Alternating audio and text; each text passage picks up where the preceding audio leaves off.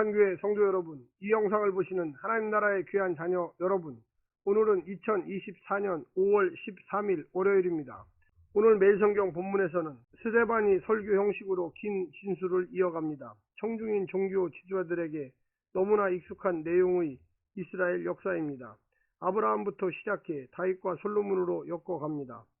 본 단락에서 스데반은 아브라함과 요셉 이야기를 압축적으로 전하며 행위의 주체로 하나님을 강조하고 있습니다. 아브라함의 생애에 찾아와 언약을 맺으시고 요셉과 함께하며 그 언약을 성취하신 하나님이 설교의 주인공이었습니다. 오늘 본문을 나누어 보겠습니다. 사도행전 7장 1절부터 16절, 스데반의 설교 첫 번째, 서론, 아브라함의 이주, 아브라함이 받은 약속과 할례, 언약, 요셉 이야기. 오늘 본문 사도행전 7장 1절부터 16절까지의 말씀을 듣고 다시 오겠습니다.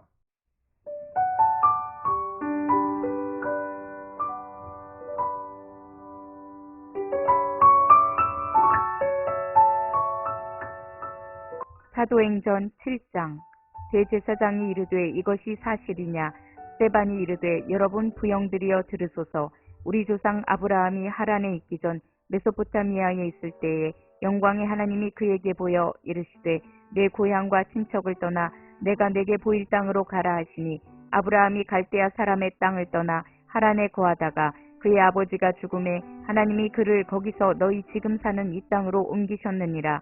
그러나 여기서 발 붙일 만한 땅도 유업으로 주지 아니하시고 다만 이 땅을 아직 자식도 없는 그와 그의 후손에게 소유로 주신다고 약속하셨으며, 하나님이 또 이같이 말씀하시되 그 후손이 다른 땅에서 나그네가 되리니 그 땅 사람들이 종으로 삼아 400년 동안을 괴롭게 하리라 하시고, 또 이르시되 종 삼는 나라를 내가 심판하리니 그 후에 그들이 나와서 이곳에서 나를 섬기리라 하시고, 할례의 언약을 아브라함에게 주셨더니 그가 이삭을 낳아 여드레 만에 할례를 행하고 이삭이 야곱을, 야곱이 우리 12조상을 낳으니라. 여러 조상이 요셉을 시기하여 애굽에 팔았더니 하나님이 그와 함께 계셔 그 모든 환난에서 건져내사 애굽 왕 바로 앞에서 은총과 지혜를 주심에 바로가 그를 애굽과 자기 온 집의 통치자로 세웠느니라. 그때 애굽과 가나안 온 땅에 흉년이 들어 큰 환난이 있을세 우리 조상들이 양식이 없는지라.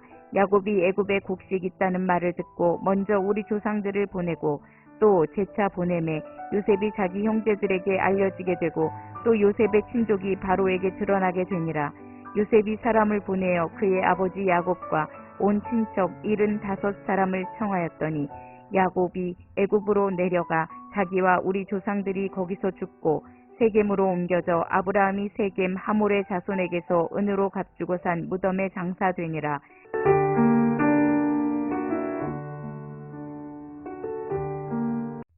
스데반의 설교는 사도행전에 등장하는 가장 긴 설교입니다. 내용상 다양한 난제를 포함해 연구사에서 가혹한 평가를 받기도 했습니다. 그런가 하면 구조상 수사적 5층 구조를 잘 반영하고 있다며 칭찬받기도 했습니다. 중요한 것은 스데반이 설교 전체를 통해 전달하려는 메시지일 것입니다. 그는 거대한 이스라엘 역사를 인물 중심의 4페이지 역사로 개관했습니다. 아브라함, 요셉, 모세, 다윗과 솔로몬, 이를 통해 역사에 새겨진 하나님의 신실하심을 강조합니다. 본 단락은 처음 두 사람을 다루고 있습니다. 오늘 본문을 세 부분으로 나누어 자세히 설명드리겠습니다. 첫 번째, 이것이 사실이냐? 스데반이 말씀을 잘 증거하자 종교 지도자들이 공의에 불러 거짓 증인을 세우고 신문했습니다. 핵심 제목은 성전과 율법에 대한 폄하입니다. 하나님 임재의 상징인 성전은 그 기능이 이미 끝났다. 완전한 계시자인 예수님을 통해 죄 용서를 받고 하나님께 갈 수 있기 때문이다.